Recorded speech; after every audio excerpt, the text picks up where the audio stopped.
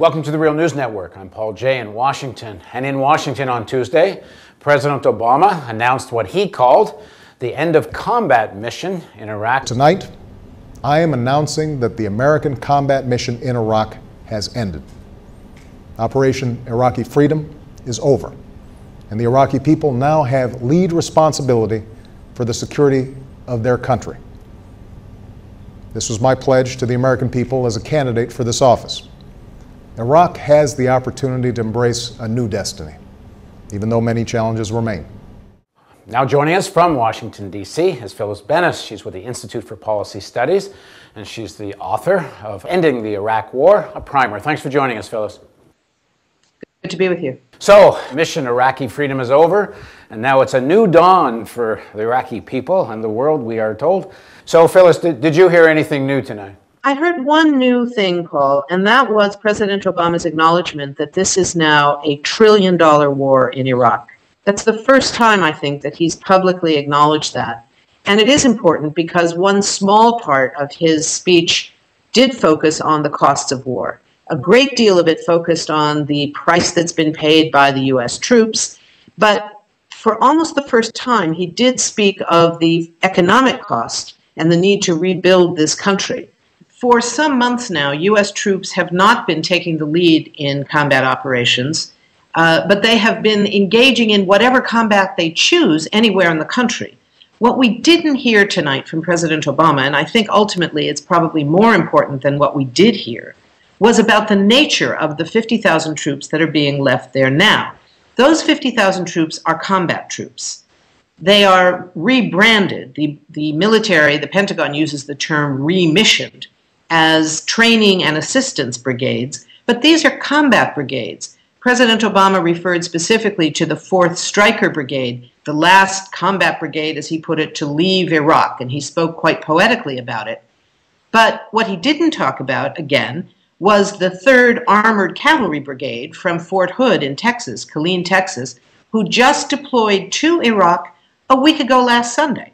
So in that context, this is a new deployment, 3,000 combat troops going to join the ongoing deployment in Iraq. So the notion that this is somehow the end of combat, this Orwellian term they're using now, this is now called New Dawn, Operation New Dawn, instead of Operation Iraqi Freedom. Well, it was never about Iraqi freedom, and it's not about a new dawn. Among those 50,000 troops are 4,500 special forces, and they are of particular concern, something we did not, again, hear President Obama refer to. Those 4,500 troops have 2 jobs. One is horrifying. They go around the country with a list of names, and that list of names are those who they are authorized to, quote, kill or capture. It's known as the kill or capture list. Anyone whose name happens to be on that list, regardless of where that information, where that intelligence came from, if it was, well, we know all the ways in which it could be wrong, they are authorized to kill or capture them. Their job goes on without any change. Their second job, and they've been doing it for the last year or more, but they will continue now, is training up the Iraqi Special Operations Forces, also about 4,500. They started training them in Jordan. Now they're training in Iraq. And these guys are accountable only directly to Prime Minister Maliki. They are not accountable to the military command. The Iraqi parliament has no control over them. And the American general who's training them, who also worked earlier in El Salvador and in Colombia, has said that the El Salvador model is something that he's proud of, and that the kind of training that the U.S. did in Latin America is very transferable to Iraq. That means he is training up a death squad. That's what we're leaving behind. So I think that we are in for a very serious year and a half before the ostensible withdrawal of troops. And even that, something else we didn't hear from President Obama, is that at any point, the Iraqi government, which of course remains thoroughly dependent on the United States for its very survival, right now, of course, the government is a caretaker government. There is no government yet, 6 months after the last election. But whatever government is in power as we get close to the end of 2011, that government can simply ask the U.S. to renegotiate the agreement. And that renegotiation will be answered with a resounding yes. My guess is that if the Iraqi government does not request an extension of the U.S. troop deployment in Iraq soon enough, U.S. officials will request that they make that request. Have any of the American bases actually been handed over? Obama talks about that they're going to be. There are several bases, several dozen bases actually, that have been closed. I'm not aware of any that have been handed over to the Iraqi military directly, but of course, once the base is closed and the U.S. military pulls out, the Iraqi military could certainly take them over. The U.S. is keeping somewhere close to 100, I think it's about 90 bases intact, and there is still construction going on at some of those bases. So the notion that the intention is to pull out of all of them by the end of next year simply doesn't seem to jive with reality. He seemed extremely uncomfortable making this speech. This is not Obama in his skin. This is Obama acting a part, and quite disingenuous, I thought, in how he told the history of the Iraq War. Right from the beginning, he says this was a war to disarm the Iraqi state, which we know there were no weapons and it's all clear now. It's such a disingenuous history, right up to complimenting Bush. He's incorporated the entire Bush narrative, in fact, what the war was about. Well, he's also, in that context, as he incorporated Bush's narrative, he's abandoned his own. If you remember, Paul, when he was still a candidate, and even when he first took over as president, he was talking about Afghanistan as the good war. He made clear, I am not against all wars, speaking of Iraq and Afghanistan, but I am against stupid wars. Iraq, for President Obama, was the stupid war. I wanted to ask him, excuse me, sir, at what point did it become not a stupid war? Was it when you took over as commander-in-chief? Well, that's sort of what the Republicans are saying, with some justification. And, you know, after opposing the surge and everything else, now he's sort of taking credit for it.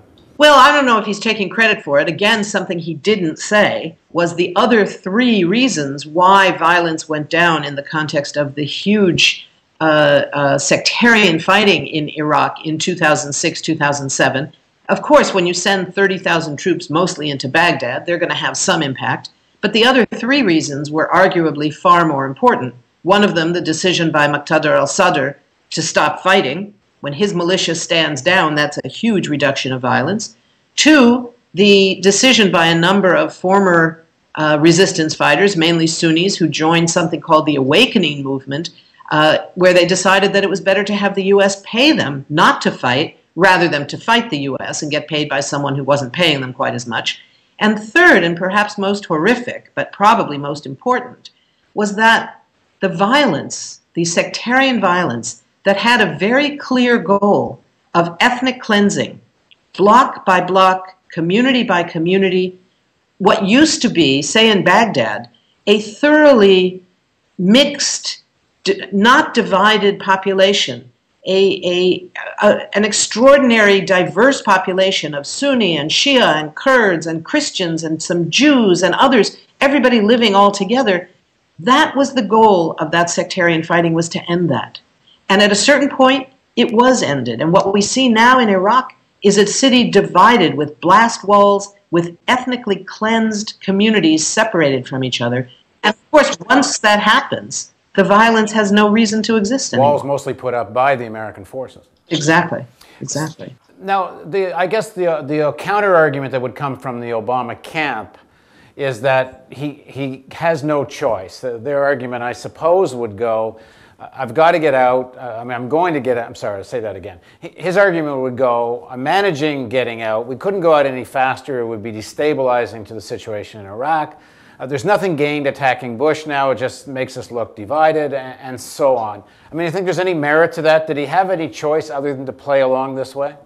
Yeah, he had a lot of choices. He could have said, we are going to start moving out, and we're going to keep moving out until we're all gone. He said that would take 16 months. Then he changed to 19, but he still is not out in 19 months. This is not an end to combat in Iraq, and it's not an end to combat by U.S. troops.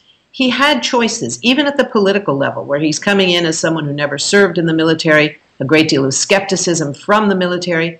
He comes into a situation where he thought, whether it was true or not, that he had to have a general backing him up politically, that it would be political suicide if he seemed to go against the Pentagon. The reality, though, that he was dealing with was that the Pentagon was far more divided among themselves than the division between the White House and the Pentagon. He needed a general. Okay, let's accept that. He chose General McChrystal. He didn't have to. He could have chosen General Eikenberry. General Eikenberry was against escalation in Afghanistan, and it could have been a very different situation. General Eikenberry was the ambassador to Afghanistan. He could have made different choices. That would have given him a far different kind of political cover. Does Obama have not the choice to actually say what he really thinks about all of this? I mean, the big elephant in the room that wasn't mentioned, obviously, is Iraq's next door neighbor, Iran, which is what all U.S. policy in the region is really focused on right now. Well, that's part of what it's focused on. Well, other than Afghanistan. But in terms of Iraq politics, the issue is Iran. To what extent is the Iraqi government they've quote-unquote stood up there more in alliance with Iran, and the vacuum they've created according to Pentagon-type analysis for Iran, and he doesn't even talk about this. The problem in talking about that for President Obama would be that he would have to somehow acknowledge that every time he talks about the problem of Iranian interference, for instance, Iranian interference in Iraq, there's a lot of talk about the neighbors of Iraq are always meddling, as if somehow the U.S. meddling from 8,000 miles away is somehow more legitimate. But what he would have had to acknowledge is that if there were a problem of Iran's role in Iraq, it's kind of undermined by the fact that they tended to support the same side as the United States. The government that the U.S. is backing in Iraq today is arguably politically closer to the regime in Tehran than anywhere else, despite the fact that it's the U.S. military keeping them in power and they don't have much domestic support. It's a very tricky business for him to start making those kinds of allegations. And then where are we in 2011? If they're going to try even more of a full-court press on Iran, do they actually really get out of Iraq? It's hard to see. That's a very serious problem that President Obama will face. The irony is, by keeping 50,000 troops there for a year and a half longer, he's not making that decision any easier when he gets to it. The thing that strikes me the most is the lack of frankness. He gives this such a formal speech. It's almost like something one might read at a, I don't know why the word a funeral comes to mind, but there's no openness or no analysis about the real situation. No, and I think that's why so much of it focused on the heroism of the troops. He referred over and over again to the fact that everyone on all sides, left and right, pro-war and anti-war, everyone supports the troops. That's how we can come together. That's his unifying message. And I think that's all he's got at this point. The reality is, the reason that people support the troops is because many of us believe that accountability for the war crimes that this war involves need to start at the highest level, not at the lowest level. It may well be that individual soldiers are also guilty of war crimes and should be held accountable, but the accountability has to start at the top. So giving a pass to President Bush is a way of saying that he should not be held accountable, and by argument, perhaps President Obama is saying, don't hold me accountable either. Thanks for joining us. Thank you. And thank you for joining us on the Real News Network.